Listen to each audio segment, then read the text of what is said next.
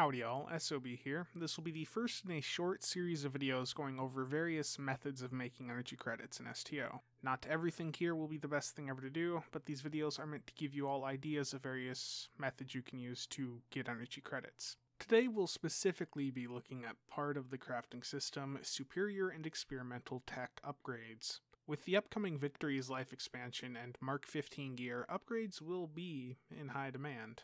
So preparing and stockpiling a ton ahead of time could be a nice source of EC when the expansion drops. And before we get started, the spreadsheet I'll be going over here is linked in the description below. You can get your own copy of it by hitting File at the top left and selecting Make a Copy. This will save it to your Google Drive and let you modify things as you need.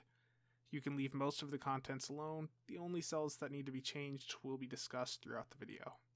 First thing we're going to look at here is the cost of the raw materials and components. This specific spreadsheet only has the relevant materials that are involved with the superior and experimental upgrades. These values will likely not be up to date by the time you see this video, but all you have to do is replace the data in the tan cells to current values to update this. Most of this is pretty simple, but I decided to complicate things a little bit by adding in different columns for the worst case and realistic scenarios. We see this first with the components section. The first column of VC costs is if you have no crits at all while crafting components. And the EC cost with 30% crit chance is the cost if 30% of the components you craft crit and give you 3 for the price of 1. Moving to the right, we start to get into a large chunk of the calculations. All of these will automatically update with any changes you put in for the cost of the materials. The only thing left here to update is the tan column with the current value of the upgrades on the exchange. Now, if we look at the actual data, we can see that almost every upgrade relies on crits to be profitable.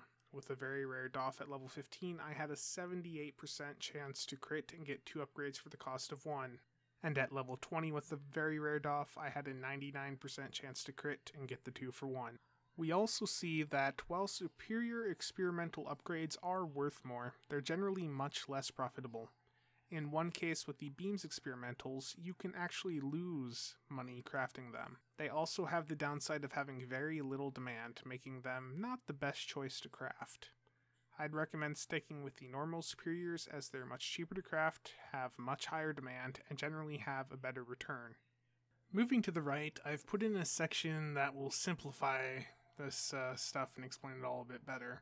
It tells you how much you would get back if you invested 10 million EC into the materials needed for various upgrades. This really shows just how much better it is on average to just stick with regular superior upgrades. Even under the worst scenario, superior upgrades net better returns than the experimentals at their best. And the final section all the way at the right is showing how much you could make in 15 minutes or an hour with 6 crafting slots on one character crafting these upgrades. Between this and the previous table, you can choose whether you want to go for what has the most profit or what will get you the most EC in a specific time frame.